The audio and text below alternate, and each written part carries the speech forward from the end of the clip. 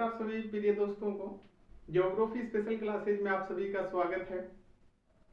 देखिए, आज का अपना टॉपिक है ज्वालामुखी के प्रकार। इससे पहले आपने ज्वालामुखी के अंग और ज्वालामुखी उद्गार के दौरान निकलने वाले पदार्थों के बारे में आपने पढ़ लिया था, ठीक है।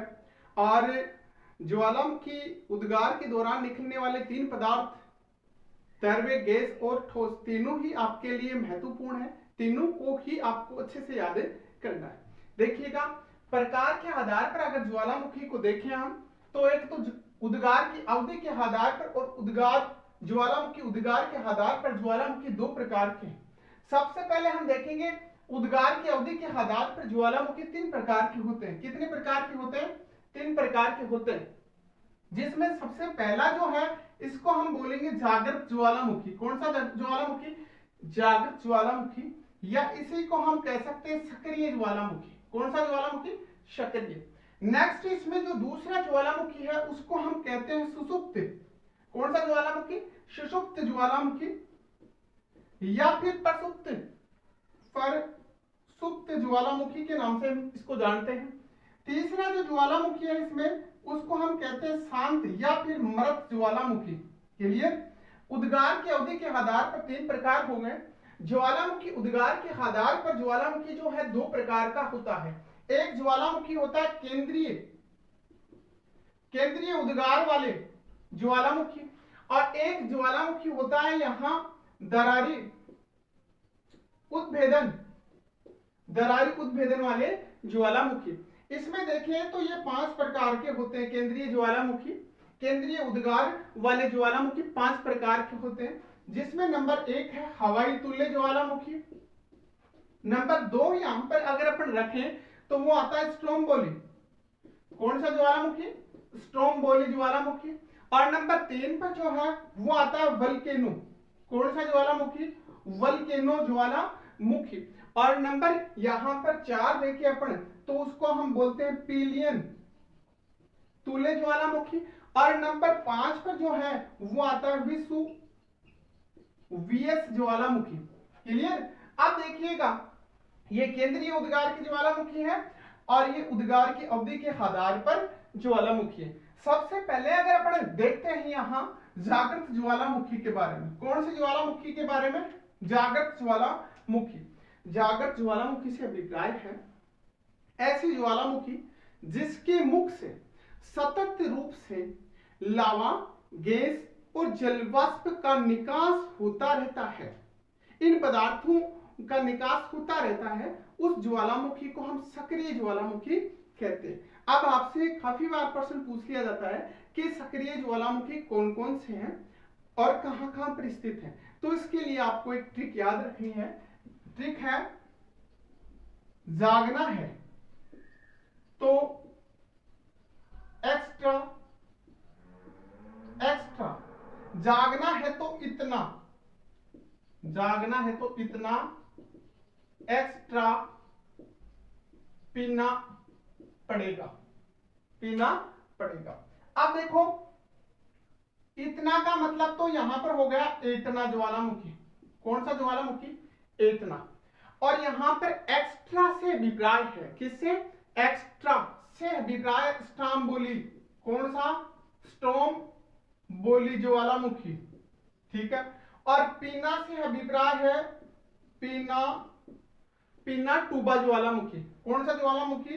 पिनाटुबो ज्वालामुखी।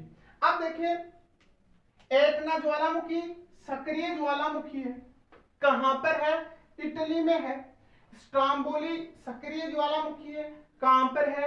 इटली में है। पिनाटुबा ज्वालामुखी कहां पर है? फिलीपींस में है। कहां पर है? फिलीपींस में है। और ये दोनों जो ज्वालामुखी हैं वो कहां पर हैं? इटली में है। सक्रिय ज्वालामुखी आपकी क्लियर। इसके बाद में हम देखते हैं परसुप्त ज्वालामुखी या सुषुप्त ज्वालामुखी। इस प्रकार के ज्वालामुखी में उद्गार के बाद, एक बार उद्गार हो गया, उसके बाद में थोड़े समय के लिए तो शांत रहता है, लेकिन कुछ समय तक सक्रिय रहने के बाद में शांत हो जाता है। और उसके बाद में इसमें कभी भी दोबारा से पुनः उद्गार हो सकता है। ऐसे ज्वालामुखी को हम सुषुप्त या प्रसुप्त ज्वालामुखी के नाम से जानते हैं। दोबारा से ध्यान देना, सुषुप्त ज्वालामुखी ऐसे ज्वालामुखी जो कुछ समय के लिए सक्रिय हो, उसके बाद में वो कैसे हो जाए, शांत, लेकिन कुछ समय बाद में या कभी भी जिनमें दोबारा से उद्गार हो जाए उनको हम सुषुप्त या प्रसुप्त ज्वालामुखी कहते हैं। इसको आप इस प्रकार से याद रख सकते हैं कि विषु के काका के फ्यूज उड़े, ये ट्रिक है प्रसुप्त या सुषुप्त ज्वालामुखी। और इसके लिए ट्रिक जो मैं बता रहा हूं वो ट्रिक है विषु के काका के फ्यूज उड़े। कहने का मतलब विषुवीयस कौन सा ज्वालामुखी, विषुवीयस ज्वालामुखी, और क्राकाटाओ ज्वालामुखी, और फ्यूज का मतलब फ्यूजियामा ज्वालामुखी। विषुवीयस ज्वालामुखी कहाँ है, इटली में है। क्राकाटाओ ज्वालामुखी इंडोनेशिया में है। और फ्यूजियामा कहां पर है, जापान में है। ये जो ज्वालामुखी है वो ज्वालामुखी कैसे ज्वालामुखी है, सुषुप्त ज्वालामुखी है। विषु के काका के फ्यूज उड़े। अब देखो इसमें ये भी साइलेंट है, ये भी साइलेंट है, और ये भी साइलेंट है। इसका मतलब तो है विषुवीयस, इसका मतलब है क्राकाटोआ, और इसका मतलब है फ्यूजियामा। कौन सा ज्वालामुखी, फ्यूजियामा ज्वालामुखी। ये जापान में है, ये कहां पर है, ये इंडोनेशिया में है, और विषुवीयस कहां पर है, इटली में। क्लियर। नेक्स्ट में हमारे ज्वालामुखी आता है कौन सा, शांत ज्वालामुखी। कौन सा ज्वालामुखी आता है, शांत ज्वालामुखी। अगर शांत ज्वालामुखी के बारे में अपन बात करें तो ऐसे ज्वालामुखी जिनमें बहुत लंबे समय से दोबारा से किसी प्रकार का कोई उद्गार नहीं होता है, इस प्रकार के ज्वालामुखी उद्गार के बाद में फ्राई क्या हो जाते हैं, बिल्कुल शांत हो जाते हैं। और कुछ समय के बाद में ऐसे ज्वालामुखी झीलों के रूप में बदल जाते हैं। जैसे ईरान का कोहे सुल्तान देवबंद, ये ज्वालामुखी कैसे ज्वालामुखी है, शांत या मृत ज्वालामुखी है। या फिर और आप इसमें उदाहरण रख सकते हो म्यांमार का पोपा, अफ्रीका का किलिमंजारो आदि जो ज्वालामुखी हैं वो कैसे ज्वालामुखी हैं, शांत या मृत ज्वालामुखी है। इसमें आप याद रख सकते हो पोप कहां का देवता है। इसमें ट्रिक आप याद रख सकते हो पोप या पोपा कहां का देवता है। देखो पोप का मतलब यहां पर आप रखोगे क्या, कौन सा, पोप कहां पर है, म्यांमार में। ठीक है। कहां का मतलब आप कहां में याद रखोगे, क्या रखोगे, कहां में आप याद रखोगे कोहे सुल्तान, जो कहां पर है, ईरान में है। ठीक है। का किलिमंजारो याद रखोगे, किलिमंजारो अफ्रीका का है। देवता का मतलब आप रखोगे देवमंद। कौन सा, देवमंद या देवमंद ज्वालामुखी। ठीक है। देवमंद ज्वालामुखी कहां पर है, देवमंद ज्वालामुखी ईरान में है। कोहे सुल्तान कहां पर है, ईरान में है। ठीक है। और म्यांमार में कौन सा है, पोप या पोपा, और कोहे सुल्तान ईरान में। ठीक है। ये ज्वालामुखी 3 ज्वालामुखी थे जो कि कैसे ज्वालामुखी थे, उद्गार की अवधि के आधार पर। तीनों को ठीक से आप इस प्रकार से याद रख सकते हैं, काफी बार यहां से प्रश्न पूछा गया है।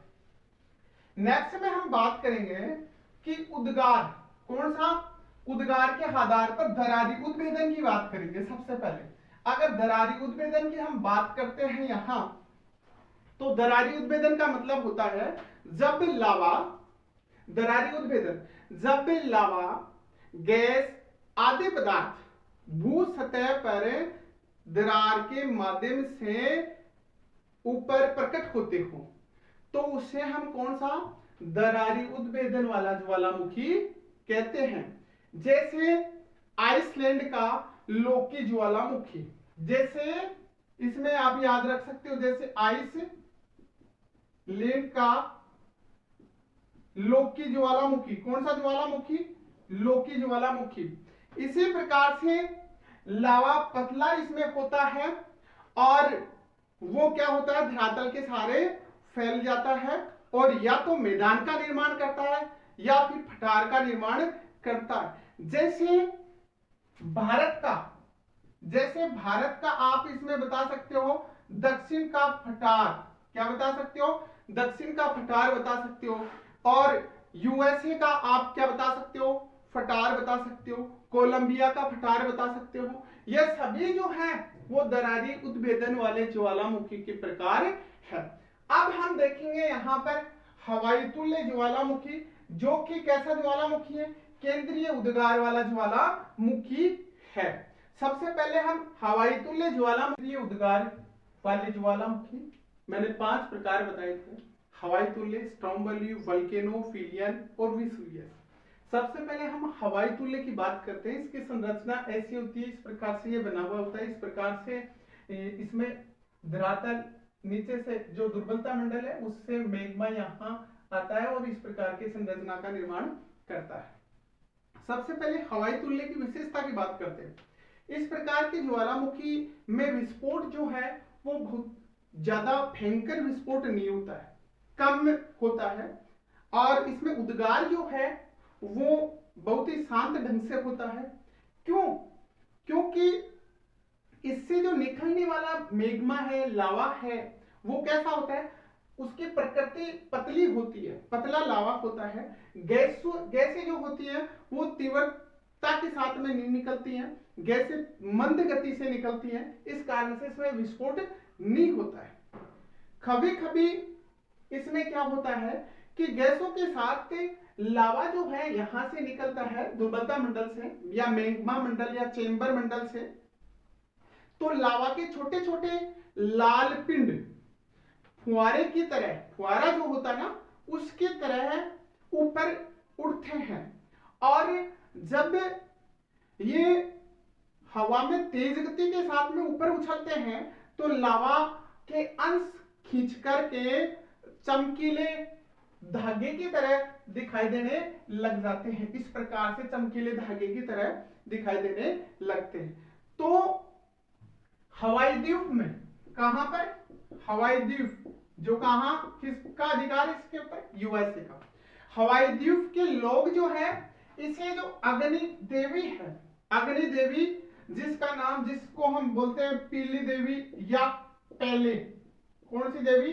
पहले देवी, या कहीं नहीं दे रहा होगा, मैं यहां लिखता हूं पहले देवी, पहले देवी।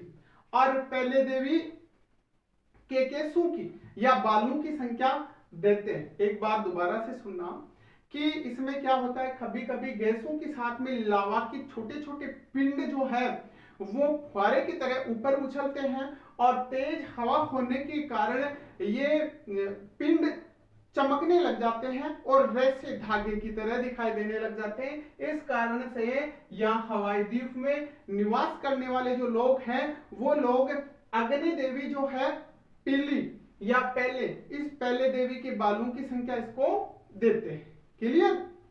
दूसरी बात यह है कि इस प्रकार के ज्वालामुखी हवाई द्वीप यूएसए में पाए जाते हैं, जैसे किलाविया, ये भी इस प्रकार का ज्वालामुखी है। मोना लावा। क्लियर? अब इसमें आपको विशेष रूप से ये 5 जो प्रकार है केंद्रीय उद्गार के ज्वालामुखी, उनमें ये ध्यान रखना है कि सबसे खतरनाक ज्वालामुखी कौन सा है वो आगे आएगा, ध्यान रखना। और इसकी विशेषताओं को लिख कर के बाद में पूछा जाता है कि पहले देवी के बालों की संख्या के समान वाली ज्वालामुखी कौन सी है, ठीक है? या कौन सी ज्वालामुखी में लावा के जो कण हैं वो रेशों के समान चमकीले दिखाई देते हैं, ठीक है? हवाई द्वीप उदाहरण है किस ज्वालामुखी का, तो आप इस बात को ध्यान में रखेंगे। नेक्स्ट अपने यहाँ पर है स्ट्रोम्बोली तुल्य ज्वालामुखी। कौन सा ज्वालामुखी? स्ट्रोम्बोली तुल्य ज्वालामुखी।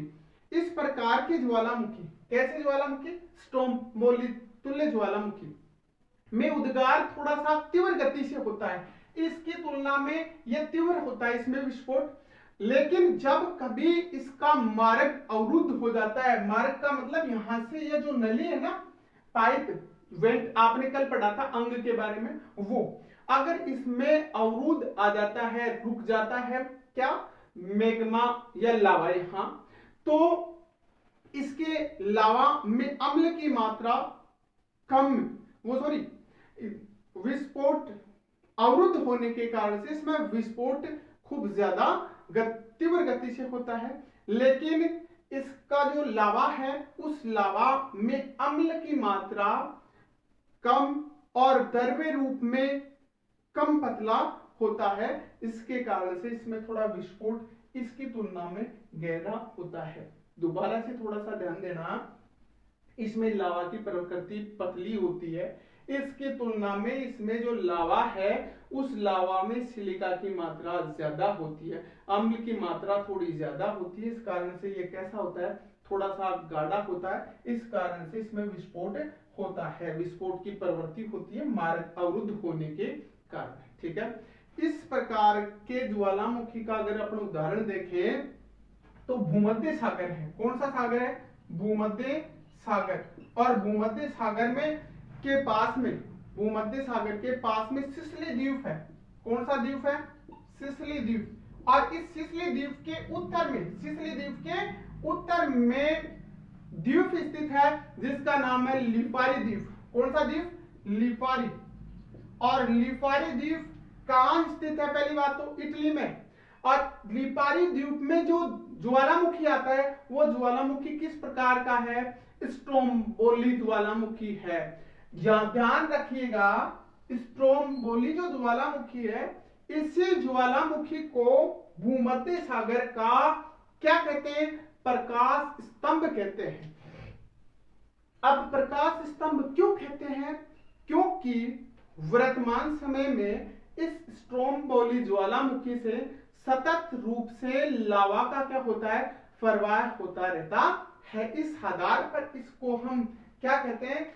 भूमध्य सागर का प्रकाश स्तंभ किस ज्वालामुखी को कहते हैं? तो आपको बताना है, स्ट्रोम्बोली ज्वालामुखी को कहते हैं। नेक्स्ट ज्वालामुखी आता है वोल्केनो तुल्य ज्वालामुखी। कौन सा? वोल्केनो तुल्य ज्वालामुखी। इस प्रकार के ज्वालामुखी में ज्वालामुखी पदार्थ, इस प्रकार के ज्वालामुखी में ज्वालामुखी पदार्थ भयंकर विस्फोट एवं अधिक तीव्रता के साथ में बाहर निकलते हैं। और इस प्रकार के ज्वालामुखी में जो अंदर से मैग्मा मंडल से जो निकलने वाला जो लावा है, गैस है, ये है ना, ये विस्फोट के साथ में निकलते हैं तो आकाश में चले जाते हैं, और आकाश में राख और धूल से और गैस से भरा विशाल एक काला बादल बन जाता है। और उस काले बादल की ऊंचाई पर जाने के बाद में उसका आकार जो है किसके समान?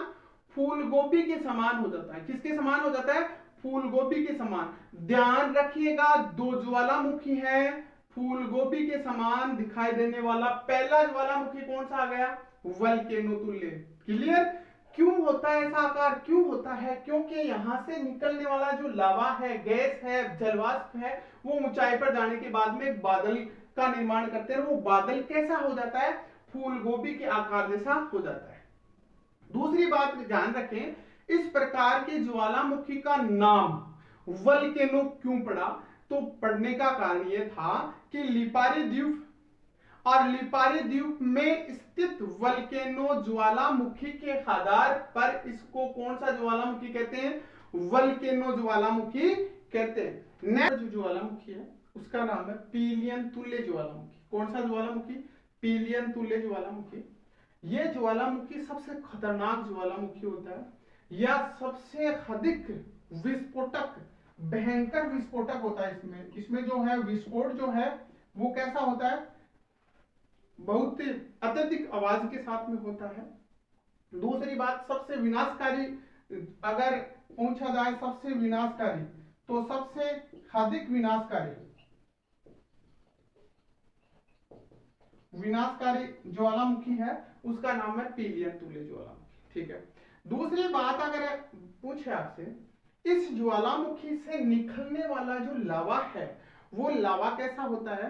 गाढ़ी प्रकृति का होता है। कैसी प्रकृति का होता है? गाढ़ी प्रकृति का होता है। दूसरी बात, इसमें निकलने वाला लावा गाढ़ी प्रकृति का और चिपचिपा होता है।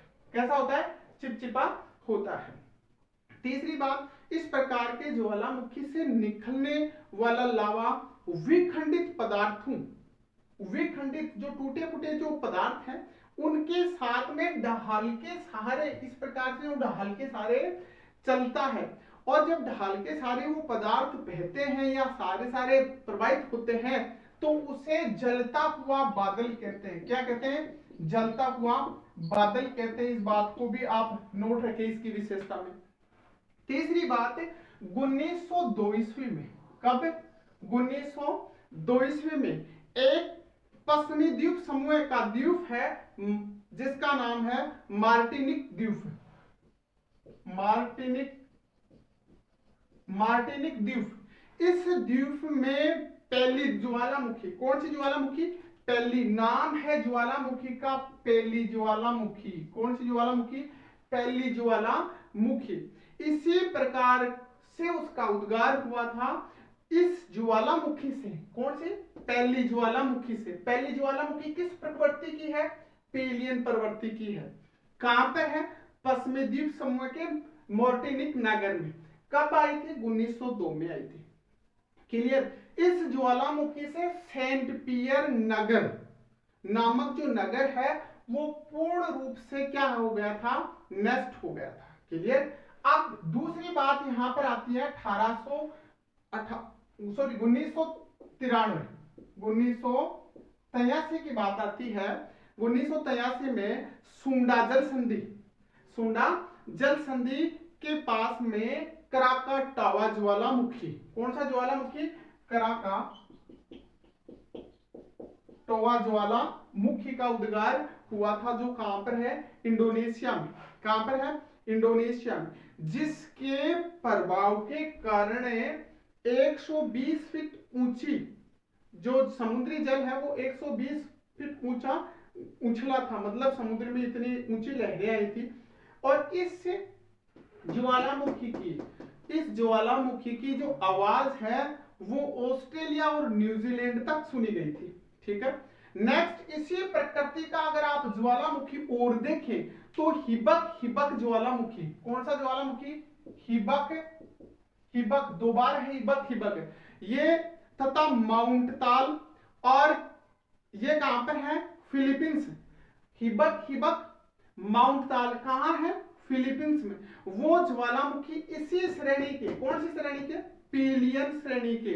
पिलियन ज्वालामुखी सबसे खतरनाक होता है। इसमें देखिएगा ये जो गैस और लावा जो है, ठोस पदार्थ है, जलवाष्प है, वो इस प्रकार से फैलता है, डाल के सारे चलता है तो जलता हुआ बादल का निर्माण करता है। एवलांस के नाम से इसको जान सकते हैं।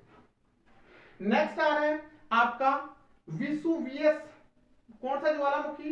विसुवियस ज्वालामुखी की अगर अपन बात करें यहां, तो ये ज्वालामुखी जो है वो वल्केनो ज्वालामुखी के समान है। मैंने आपको पहले बताया था कि दो ज्वालामुखियों में फूल गोभी जैसी आकृति दिखाई देती है। तो एक तो किस में देती है? वल्केनो में देती है, और एक किस में देती है? विसुवियस में देती है। क्लियर? इस ज्वालामुखी में गैसों की तीव्रता के कारण लावा जो है भयानक विस्फोट के साथ ऊंचाई तक जाता है, और ऊंचाई तक जाने के बाद में वो जो लावा, गैस है ना, जलवाष्प, वो ऊंचाई तक गए, वो किस रूप में? एक बादल का निर्माण। वो बादल कैसा दिखाई देगा अपने को? फूल गोभी के समान दिखाई देगा। किस ज्वालामुखी में? विसुवियस और वल्केनो में। दूसरी बात यहां से अगर अपन करें तो वो बात यह है कि इस प्रकार के ज्वालामुखी का सर्वप्रथम 79 में, कब? सर्वप्रथम 79 ईस्वी में पिलिनी नामक एक भूगोलवेत्ता था। कौन सा भूगोलवेत्ता? पिलिनी नामक जो महोदय है, इस महोदय ने सबसे पहले इसके बारे में जानकारी प्राप्त की, रिकॉर्ड किया इसको, इसी आधार पर इसको पिलिनियन ज्वालामुखी के नाम से भी जानते हैं। दूसरी बात, इस प्रकार के जो ज्वालामुखी है वो इटली, कहां, इटली, और इटली का एक नगर है, जब इस नगर का नाम है नेपल्स नगर। कौन सा नगर है? नेपल्स। नेपल्स नगर में इस प्रकार के ज्वालामुखी देखे गए हैं, या फिर यहां पर विसुवियस प्रकार के ज्वालामुखी होते हैं। तो आपके शायद अच्छे से समझ में आ गया होगा। केंद्रीय उद्गार के आधार पर ज्वालामुखी 5 प्रकार के होते हैं, हवाई तुल्य, स्ट्रोम्बोली और वल्केनोफिलियन तुल्य और विसुवियस। याद रखना है विशेषली, प्रकाश स्तंभ किसे किसका कहते हैं आपको याद रखना, स्ट्रोम्बोली को कहते हैं। वल्केनो विसुवियस में फूलगोभी जैसी संरचना का निर्माण होता है। सबसे भयानक ज्वालामुखी कौन सा है? तो ये आपका है। कौन कौन से ज्वालामुखी है, ठीक है, नाम मैंने उदाहरण आपको बताए। नेक्स्ट बात, यहां पर एक विशेष रूप से आप ध्यान रखना, केंद्रीय उद्गार वाले ज्वालामुखियों की विशेषता या केंद्रीय उद्गार वाले ज्वालामुखी की विशेषता। तो सुनना ध्यान से, केंद्रीय उद्गार के ज्वालामुखी में लावा का उत्सर्जन प्राय एक संकरी नली, संकरी नली का मतलब पतली नली के माध्यम से या नदी ध्रोणी के सहारे एक छिद्र के द्वारा होता है। दूसरी बात, इस ज्वालामुखी में लावा भयंकर आवाज के साथ में, अत्यधिक तीव्रता के साथ में बाहर धरातल के ऊपर प्रकट होता है। कौन सी ज्वालामुखी में? केंद्रीय उद्गार वाले ज्वालामुखी है, जो 5 ज्वालामुखी है उनकी विशेषता बता रहा हूं मैं सामूहिक रूप से।